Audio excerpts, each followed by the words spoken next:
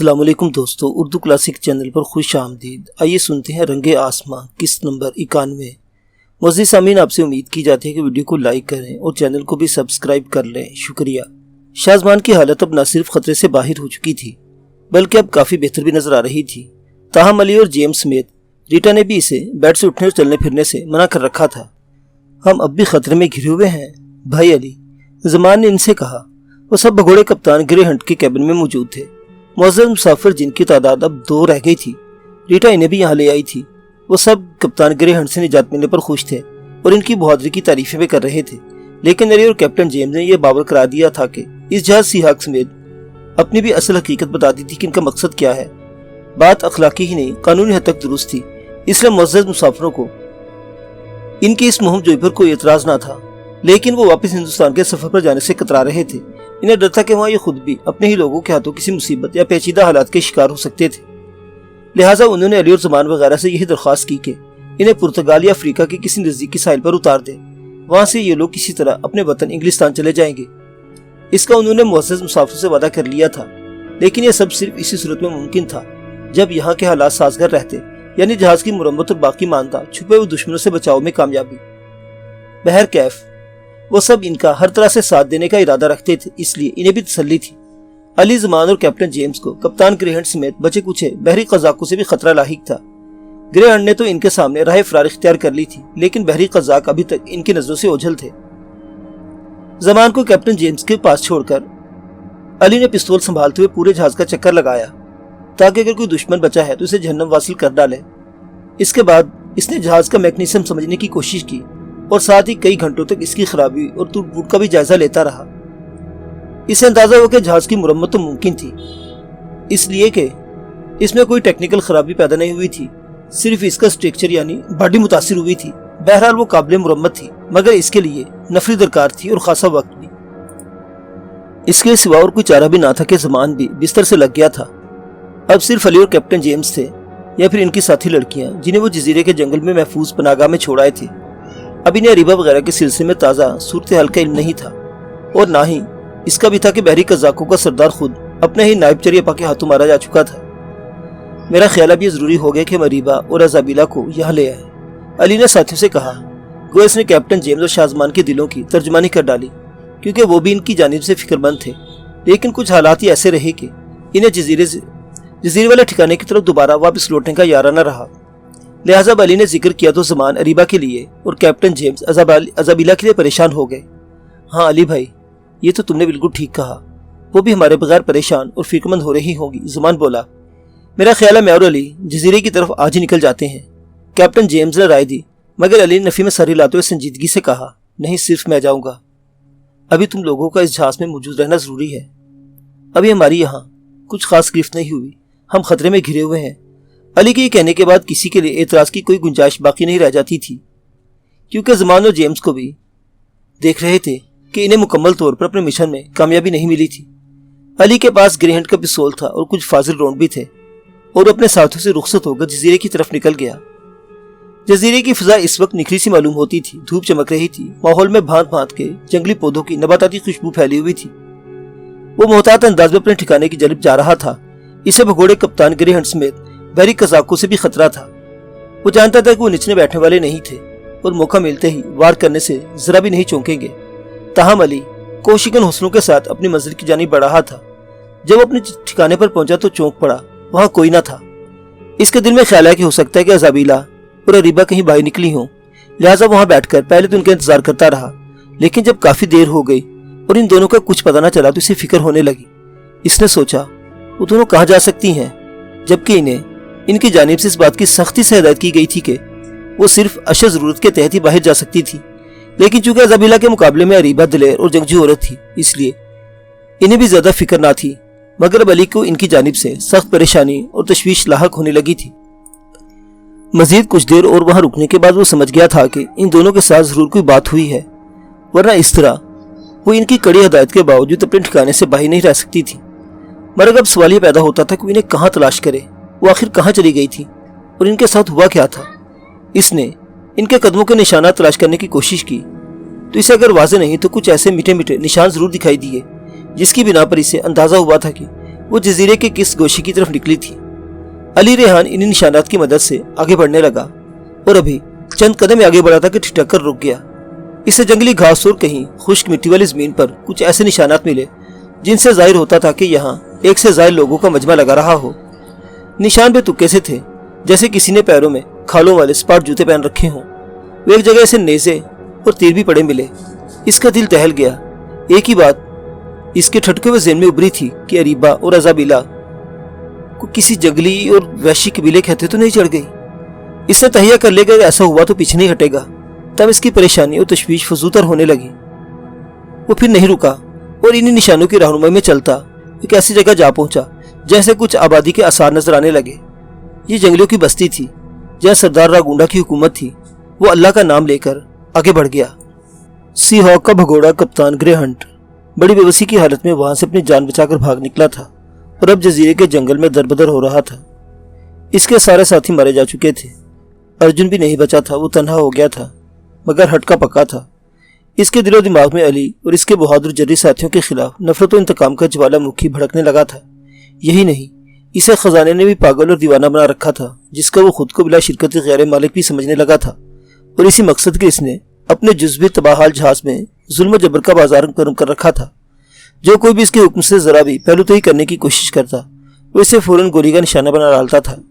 चंद एक मल्लाहों के अलावा इसने इसी पादाश में कानन और जोसेफ जैसे मुसाफिरों को बेदर्दी से हलाक कर डाला था।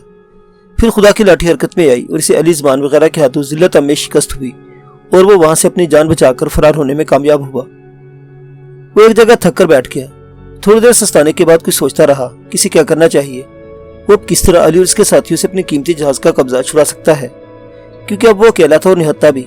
लेकिन अपने हट का इस कदर पक्का था कि इसने ज़हनी तौर पर अपनी जिल्लत में शिकस्त को तस्लीम नहीं किया था। इसे इतनी तसल्ली तो थी कि इस जहाज में काबिज दुश्मनों का टोला अभी फौरी तौर पर जजीरे से कूच करने की पोजीशन हरगिज ना था। इसके लिए कुछ मुद्दत दरकार थी, वो भी सिर्फ इसी सूरत में जब वो जहाज सिहा को मुरम्मत करने की कोशिश करते। इतनी मोहलत के दौरान ग्रे हंट इनसे अपने जहाज का कब्जा छुड़ाने के लिए काफी देर तक बैठा गौर करता रहा। वो इस वक्त थक हार कर साहिल से काफी दूर जंगल में एक जुड़वा तनों वाले दरख्त तले बैठा कुछ सोच रहा था कि अचानक इसकी समाज से कुछ अजीबोगरीब आवाजें टकराई। वो चौंक पड़ा। इसने इन आवाजों की समझ तलाशने की कोशिश की तो उसे अंदाजा हुआ कि वो आवाजें इसकी दाईं जानिब से आ रही हैं। वो लपक कर उठा और दबे कदमों उस तरफ बढ़ा। चंद लम्हों के फासले पर इसे जंगली झाड़ियों के झुंड दिखाई दिया। वो उसमें जा घुसा। वहां अकड़ू बैठकर इसने सामने से इन्हें जरा परे देखा तो दंग रह गया। क्या देखता है, वैश्यों का जंगलियों का एक गिरोह बड़े से चबूतरे के घेरा डाले वे ढंगे अंदाज में खड़े खड़े झूल रहा था। वो कुछ अजनबी जुबान में गीत भी गा रहे थे जिससे सोग की सी कैफियत महसूस होती थी। जल्दी उकदा खुला कि ये लोग अपने किसी मुर्दे को दफनाने आए थे, क्योंकि ग्रे हंट ने इन्हें एक लाश को संभाले हुए उठाकर चबूतरे पर रखते देखा और इन चारों जंगलियों ने जिन्हें लाश उठाकर चबूतरे पर रखी थी अब अपने दोनों हाथ आसमान की तरफ बुलंद करके कुछ जोर जोर से बोलते रहे, फिर नीचे उतर आए। इसके बाद इन्हें एक तरफ से बढ़ते रहे सीने पर हाथ रखते हुए बार बार ताजीम में झुकते भी देखा। वहां से नीम पर रहना जंगली एक सरकंडों से बनी हुई कुर्सी बांसों की मदद से उठाते हुए चबूतरे के पास पहुंचकर रुक गए। कुर्सी आहिस्तगी से नीचे जमीन पर रखी। कुर्सी पर पराजमान शख्स को देखते ही ग्रे हंट को अंदाजा हो गया कि वो इनका सरदार था, लेकिन दूसरा झटका उस वक्त लगा जब इसने सरदार के चेहरे को बगौर देखा जो कुर्सी से उठकर खड़ा हुआ था और इसे अपने दोनों हाथों को चबूतरे के पास पड़ी लाश की तरफ फैलाते और अजनबी जुबान में बड़बड़ाते पाया। फिर वो दोबारा कुर्सी पर पराजमान हो गया। इन्हीं चारों जंगलियों ने कुर्सी को बांसों से थाम कर उठा लिया और फिर ये काफिला एक तरफ को चल दिया। ये सरदार रागुंडा का कबीला था। ग्रे हंट सरदार रागुंडा के चेहरे को अभी तक नहीं भूल सका था। वो इसी में खोसा गया था, जैसे कोई याद करने की कोशिश कर रहा हो। चौंका इस वक्त जब एक दो जोरदार चीख की आवाज सुनाई थी। इसने चौंक कर देखा। ये मुर्दारखोर गिद्धों का गोल था जो आसमान पर दायरे की सूरत में चकरा रहा था और अब जंगलियों के गिरोह को वहां से रवाना होते देख के नीचे परवाज करता चबूतरे पर आने लगा था। अब बेशतर गिद्ध अपनी गलीज टांगों के सारे फुदक फुदक कर लाश की जानिब बढ़ रहे थे। ग्रे हंट के मंजर लायके इतना नहीं था। वो उठा और उस तरफ को लपका जिधर जंगलियों का गिरोह लाश चबूतरे पर छोड़कर लौट रहा था। इनके ताकों में जाते हुए ग्रे हंट की अजीब हालत हो रही थी। वो खुद कलामी अंदाज में एक ही नाम बड़बड़ाया जा रहा था, चार्ल्स मैकेंजी। चार्ल्स मैकेंजी, ये तुम ही थे। मुझे पूरा यकीन है कि ये तुम ही थे। राजकुमार ऐश के पैरों तले से जमीन निकल गई थी। वो फटी फटी और सरासीमा आंखों से मुसहरी पर गठरी बनी बसंती को रोते देख रहा था। बसंती ने इस तरह रोते सिसकते हुए अपना लिबास समेट कर जैसे तैसे पहन लिया था और फिर एक निगाह गलत अंदाज से सामने पेशेमान से खड़े ऐश कुमार को देखते हुए मुसहरी से उठी और सिसकियां लेती हुई तार तार पल्लू संभाले दरवाजे की तरफ दौड़ गई। ऐश कुमार को जैसे अचानक होश आया और वो भी इसे रोकने के लिए पुकारता उसकी जानिब लपका, बसंती ठहरो तो जरा। मगर बसंती जानती थी कि जो इसने करना था वो कर चुकी थी, इसलिए ठहरने का कोई फायदा ना था। वहां से इसने सीधा नज्जो बाई के कमरे का रुख किया था। ऐश कुमार को बस अपने कमरे के दरवाजे तक ही जाने की जरूरत हो सकी थी। इसमें बसंती के ताकुब में भागने के लिए अपने कमरे के दरवाजे को पार करने की हिम्मत न रही थी।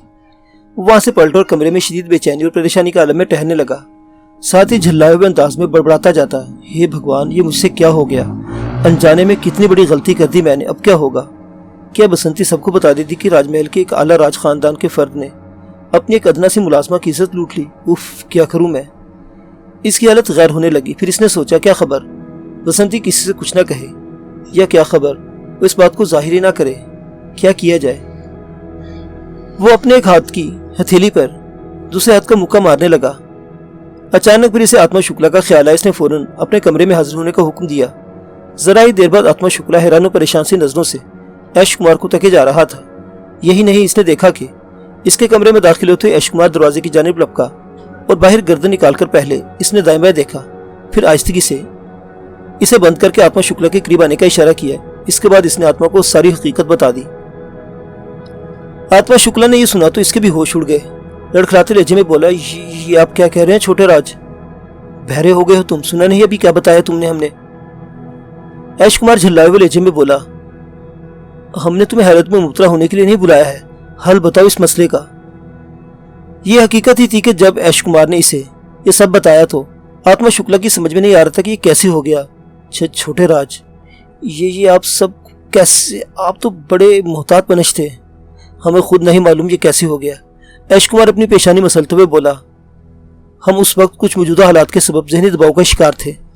पहले तो हमने इसकी शिद्दत कम करने के लिए दीवान खाने का रुख किया था ताकि कोई शेर व शायरी में दिल बहलाया जाए, मगर वहाँ हमारा दिल न लगा तो ज़रा अपने कमरे में शुगल करने का जी चाहा। खादिम को आवाज़ दी तो कमबख्त ये बसंती कड़ा इम्तिहान बनी हमारे सामने हाजिर हो गई। हमें वो हरगिज़ पसंद ना थी क्योंकि हम जानते हैं कि वो माता जी की खिदमत पर मामूर मुलाजमाओं में शामिल है, लेकिन फिर जाने क्या जी में समाई कि इसे ही शराब लाने का कह डाला। हम पर शराब से पहले बसंती का नशा चढ़ने लगा। जब बोतल मुंह को लगाई तो ये नशा जो चंद हो गया और फिर हम भी चारों शाने चित हो गए। इसके बाद लगी वो रोने, हम घबरा गए और वो इसी तरह रोती हुई बाहर भाग गई। ऐश कुमार ने अपनी रामकथा खत्म की तो आत्मा शुक्ला के दिमाग की रग फुड़की, आंखें मीच कर कुछ सोचता बन गया। फिर बोला, सुसरी उस वक्त क्यों न रोई थी जब आपके साथ खिलवाड़ कर रही थी? ये जज्बात का तूफान था।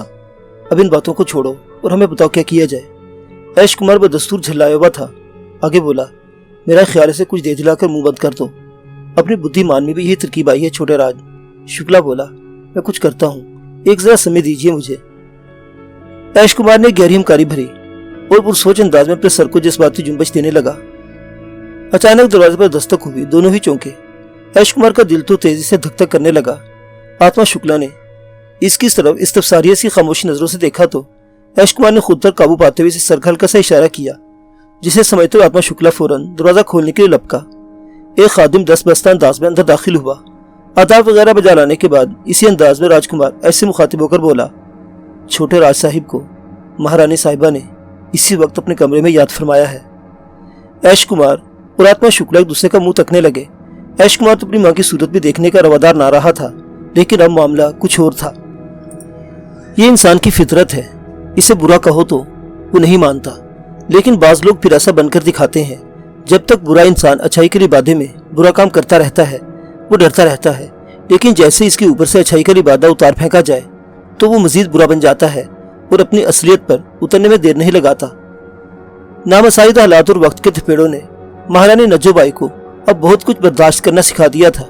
सबसे पहले तो ये सिखाया था कि इंसान एक दूसरे की कमजोरियों से खेलता है, झुकते वही हैं जो अपनी कमजोरी के आगे टूट जाते हैं। दूसरा ये सिखाया कि इंसान की जिंदगी में नसीब का अमल दखल ज्यादा होता है। इसने बारहा कोशिश की थी कि वो राजमहल के सिंहासन पर सरीरे आरा हो जाए, लेकिन तकदीर हमेशा इसके साथ उल्टी चालें चलती रही, यहाँ तक कि इन कोशिशों में इसकी अपनी जान भी खतरे में पड़ गई। मगर फिर इसकी तकदीर ने उस वक्त पलटा खाया جب وہ اس میں معطل کی طرح کونے میں دھکیل دی گئی تھی کہ اچانک اس کے نصیب کا تارا چمکا اور قسمت نے اسے وہ سب کچھ پلیٹ میں سجا کر پیش کر دیا۔ لہٰذا اس طرح کا ملا ہوا اقتدار انسان کے اندر رعونت، جبر اور مطلق العنانی کو جنم دیتا ہے۔ وہ ہر قسم کے نتائج سے بے پرواہ اور بے خبر ہو جاتا ہے۔ ایسے میں اخلاقیات اور حتیٰ کہ کسی بھی جذباتی رشتے تک کو بھی خاطر میں نہیں لاتا۔ یہی وجہ تھی کہ جب اسے مشیر خاص سترام داس اور بسنتی کے ذریعے ایش کمار اور آتما شکلا کی گفتگو کا علم ہوا تو اس نے سب سے پہلے بسنتی کو ایک قیمتی ہار سے نواز دیا۔ نیز آئندہ کے لیے اسے یہ تاکید کر دی تھی کہ وہ سترام داس کے بجائے ایش کمار اور آتما شکلا کی ہر خبر اس تک پہنچائے۔ سترام داس کو کسی نام کا لالچ نہ تھا۔ وہ ایک وفادار شخص تھا اور یہ بات مہارانی نجو بائی بھی جانتی تھی کہ وہ ایسی کسی بات کو پسند نہیں کرے گا جس سے ریاست ناگرا یا راج محل پر کوئی حرف آئے۔ اسی سبب مہارانی سترام داس کو اب ایک حد تک کی آگاہی میں رکھنا چاہتی تھی کہ اس سے زیادہ نہیں۔ لہذا انعام کے طور پر قیمتی ہار دیتے وقت نجو بائی نے بسنتی سے اور بھی کچھ کرنے کو کہہ دیا تھا، جس پر بسنتی نے معنی خیز مسکراہٹ سے مہارانی کی طرف دیکھتے ہوئے ہولے سے اسباب میں اپنے سر کو جنبش دی تھی۔ اس کے جانے کے بعد مہارانی نجو بائی اپنے نشیز پر پراجمان ہو گئی۔ اس کا چہرہ اس وقت کسی زخم خوردہ ناگن کا سا ہو رہا تھا اور پھر وہی اس انداز میں پھکارتے ہوئے خود ہی کو مخاطب کرتے ہوئے بڑبڑائی، نجو بائی، جب اپنا کوئی گلے کو آن پڑے تو کبھی کبھی ایسی کڑوی گولیاں بھی نکلنی پڑتی ہیں۔ کیا یاد کرے گا بیٹا ایش کے؟ تیری ماں نے تجھ پر اتنا رحم کر ہی دیا کہ تیری جان باقی رہے گی، لیکن دوبارہ تو اپنی ماں کے خلاف کوئی جال بچھانے کے لائق نہیں رہے گا۔ اس کے بعد وہ آتما شکلا کے بارے میں سوچتی رہی۔ اب اس کی آنکھوں میں صفاقی کی چمک ابھر آئی تھی۔ وہ جانتی تھی کہ آتما شکلا بس چند وقتوں کا مہمان ہے۔ دوسروں کے خلاف چالے کھیلنے والی نجو بائی نے اپنے ہی سگے بیٹے ایش کمار کو بھی بسنتی کی صورت ایک زہریلی چال میں جکڑنے کا منصوبہ بنا لیا تھا۔ اس وقت شام کا سمے تھا۔ راج محل کا آسمان ڈوبتے سورج کی کرنوں تلے نارنجی ہو رہا تھا۔ نجو بائی اپنے کمرے میں بے چینی کے ساتھ ٹہل رہی تھی اور بار بار اس کی منتصر سی نگاہیں دروازے کی طرف اٹھ جاتی تھی۔ صاف دکھائی دیتا تھا کہ اسے بے چینی سے کسی کا انتظار تھا۔ بالآخر یہ انتظار ختم ہوا اور دروازے پر کسی کے قدموں کی آہٹ سنائی دی۔ آنے والی کو خواب و قدمہ خادمہ ہی تھی۔ یہ شرف خصوصی طور پر حاصل تھا کہ اسے مہارانی نجو بائی کے کمرہ خاص کا دروازہ کھٹکھٹانے کی ضرورت نہ تھی۔ آنے والی بسنتی تھی۔ نجو بائی اس کی حیت قضائی دیکھتے ہی مکاری سے مسکرا اٹھی۔ وہ لہک کر بولی، لگتا ہے ہماری داسی نے کام دکھا دیا ہے۔ جی مہارانی صاحبہ، ایسا کیسے ہو سکتا ہے کہ بسنتی جس کام کی ٹھانے اور وہ پورا نہ ہو؟ بسنتی بھی ایک چلتر باسی مسکراہٹ سے بولی تو مہارانی نجو بائی نے سے گھرکا، ابھی ایسی ہی رہو، نوٹ خط نہیں ہوا، یہاں زمین پر بیٹھ جاؤ اور صورت بھی اتری ہوئی بنائے رکھو۔ تم نے ہمارے آگے ہمارے اپنے بیٹے کی فریاد ڈال دی ہے۔ ایش کمار یہاں پہنچنے والا ہے، پتہ ہے نا تم نے کیا نوٹنکی کرنا ہے؟ بہت اچھی طرح معلوم ہے مہارانی صاحبہ، چنڈال فطرت بسنتی نے معنی خیز مسکراہٹ سے کہا۔ چل اب مسکرانا بند کر، کوئی آ رہا ہے۔ نجو بائی نے سے گھرکا۔ اب اس کے چہرے کا زہریلا پن اور مکاری غائب ہونے لگی۔ اس کی جگہ فکر و پریشانی اور تشویش کی ملمہ کاری نے لے لی تھی۔ دروازے پر ایش کمار کھڑا تھا۔ وہ اندر داخل ہوا تو ٹھٹک گیا۔ بسنتی کو اس نے وہاں زمین پر گٹھلی بنے ہوئے روتے پایا۔ اس کے اوسان پھر خطا ہونے لگے، جبکہ اپنی ماں نجو بائی کو بے چینی سے ٹہلتے پایا۔ اس کے اندر داخل ہوتے نجو بائی بدستور اپنے چہرے پر تشویش اور پریشانی کے آثار لیے اسی کی جانب بڑھی۔ پھر ایک طرف زمین پر بیٹھی روتی بسنتی کی جانب اشارہ کرتے ہوئے بیٹے کو مخاطب کر کے بولی، یہ تم نے اس کے ساتھ کیا انیائے کر ڈالا ہے ایش بیٹا؟ کیا مطلب؟ میں سمجھا نہیں ماتا جی۔ ایش کمار انجان بننے کی کوشش کرنے لگا۔ کہاں تو اپنی ماں سے سیدھے منہ بات بھی نہیں کرتا تھا اور اب اس سے نظریں چرا رہا تھا۔ اس کی سماعتوں میں آتما شکلا کی ہدایت گونج رہی تھی، جس نے اسے ماں کے کمرے کی طرف جانے سے پہلے یہ سکھا رکھا تھا کہ وہ اپنے جرم سے سراسر انکاری ہو جائے۔ تمہارے لہجے کی لڑکھڑاہٹ بتا رہی ہے ایش کے، تم اچھی طرح جان رہے ہو کہ میں تم سے کیا پوچھ رہی ہوں۔ نجو بائی نے دل ہی دل میں بیٹے کی بے بسی اور چوری جیسے حس اٹھاتے ہوئے بظاہر اسی سے ذرا سخت لہجے میں کہا، یہ میں نے ایسا تو کچھ نہیں کیا ہے اس کے ساتھ۔ ماتا جی آپ کیا کہہ رہی ہیں؟ اس بار ایش کمار نے خود کو سنبھالنے کی کوشش کرتے ہوئے قدرے مضبوط لہجے میں کہا، مجھے تو آپ پر حیرت ماتا جی کی ہے۔ آپ اپنے بیٹے کے بجائے آپ نے ایک معمولی خادمہ کو بات پر بھروسہ کر لیا۔ نجو بائی نے غور سے بیٹے کے چہرے کو دیکھا۔ وہ اپنے بیٹے کو جانتی تھی کہ وہ اس قدر صفائی سے جھوٹ بولنے کی صلاحیت نہیں رکھتا تھا۔ اس کے اندر کوئی اور بول رہا تھا اور یہ آتما شکلا کے سوا بھلا اور کون ہو سکتا تھا۔ لہذا اس نے لوہے کو لوہے سے کاٹنا ہی بہتر سمجھا۔ یوں یاد بات بھانپتے ہوئے گہری سانس خارج کر کے بولی، ٹھیک ہے پھر، کہتے ہوئے پلٹی اور اپنی نشست پر بڑے دبدبے کے ساتھ پراجمان ہو گئی۔ پھر اس نے باروب انداز میں بسنتی کو مخاطب کیا، بسنتی۔ بسنتی نے آواز سن کر اپنا اشکبار چہرہ اٹھایا वो माँ बेटे के दरमियान होने वाली सारी गुफ्तगू सुनती रही थी और अब इसने नज्जो भाई की हिदायत पर ही कुछ कहना था और वो इसके हुक्म की मुंतजिर रही। हमारा बेटा ऐश कुमार तो इस जुर्म से इनकारी है। क्या तुमने हम पर झूठा धब्बा लगाने की जुर्रत की है? जानती हो इसकी सजा कितनी भयानक है। तब बसंती धीरे धीरे उठ खड़ी हुई, थोड़ा सा लड़खड़ाने की अदाकारी की, फिर संभली। इसके बाद एक निगाह करीब खड़े ऐश कुमार पर डाली और गमजदा से लहजे में नज्जो भाई से बोली, महारानी जी, एक औरत ज़ात सौ तरह के झूठ बोल ले, लेकिन ऐसा झूठ कभी नहीं बोल सकती। मैं तो इसलिए सबसे पहले यहाँ फरियाद लेकर आई थी कि आपसे मुझे इंसाफ मिलने की पूरी इच्छा थी, मगर शायद ये मेरी गलती थी। मैं भूल गई थी कि छोटे राज सिर्फ राजकुमारी नहीं, आपके बेटे भी हैं। भला एक माँ अपने सगे बेटे के इस पाप को कैसे तस्लीम कर सकती है? ठीक है महारानी जी, अगर आपके पास एक गरीब और कुंवारी कुनैया के साथ किए गए खिलवाड़ का यही इंसाफ है तो मैं चली जाती हूँ। कोई तो सुन लेगा मेरी फरियाद। नज्जो भाई की हिदायत के मुताबिक बसंती ने बड़ी मक्कारी से सब कुछ कहा और सोगवार से अंदाज में अपना चेहरा झुकाए कमरे से बाहर जाने लगी। ठहर जाओ बसंती। अचानक महारानी की तहकुमाना आवाज उभरी, साथ इसने कनखियों से सामने खड़े बेटे के चेहरे पर भी निगाह डाली थी, जैसे परेशानी और घबराहट के दबे दबे आसार नजर आए थे। बसंती सिसकती हुई दरवाजे तक जाते जाते वहीं रुक गई, मगर पलटी नहीं। इसी तरह सर झुकाए बदस्तूर बिलखती रही, तुम अपनी फरियाद कहीं भी जाकर सुनाओ, हमें इसकी बिल्कुल भी परवाह नहीं। हमें अपने बेटे पर पूरा विश्वास है। वो सारी दुनिया से झूठ बोल सकता है मगर हमसे नहीं। सब कुछ तयशुदा स्क्रिप्ट के तहत हो रहा था। महारानी की बात पर अचानक बसंती के अंदर न जाने कैसा तमर जागा कि वो एकदम अपना सर उठाकर पलटी, चंद कदम महारानी की निशिश के करीब आकर फिर इसी लहजे में बोली, महारानी साहिबा, मैं बहुत अच्छी तरह जान चुकी हूँ आप अपने बेटे की हिमायत करेंगी, इसीलिए अब मुझे आपसे इंसाफ मिलने के लिए कोई चिंता रही नहीं। ये कहने के बाद ऐश कुमार की जानी पलटी और इससे भी इसी लहजे में मुखातिब होकर बोली, छोटे राज, आप जैसे महलों में रहने वाले शहजादे इसी भूल में रहते हैं कि सब कुनैयाँ एक जैसी होती हैं, अपने नसीब पर आंसू बहाकर खामोश हो जाती हैं, लेकिन मैं ऐसी नहीं हूँ छोटे राज साहिब।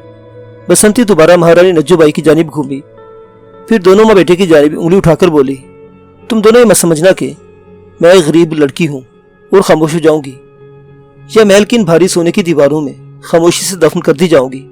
अब तुम्हें इसी हालत में अपने बाल खोले राजमहल के बाहर दरवाजे के सामने उस वक्त तक दादे फरियाद करती रहूंगी जब तक मुझे इंसाफ नहीं मिल जाता। यह धमकी देने के बाद बसंती रोती बिलखती दरवाजे की जानिब लपकी। ऐश कुमार जब अपनी परेशानी और घबराहट पर काबू पाने की खातिर खा कोशिश में कामयाब नजर आता था, बसंती की इस धमकी और माँ की खामोशी पर यकदम हवास बाख्ता हो गया और लपक कर इसने दरवाजे की जानिब भागती बसंती को दबोच लिया। बेटे की सरकत पर महारानी नज्जो बाई के होंठों पर बड़ी शातिराना मुस्कुराहट रक्सा हो गई। वो अपने मकसद में कामयाब हो चुकी थी। मुअज़्ज़िज़ सामीन हज़रात, रंगे आसमां अभी जारी है। देखते रहिए उर्दू क्लासिक। अल्लाह हाफिज।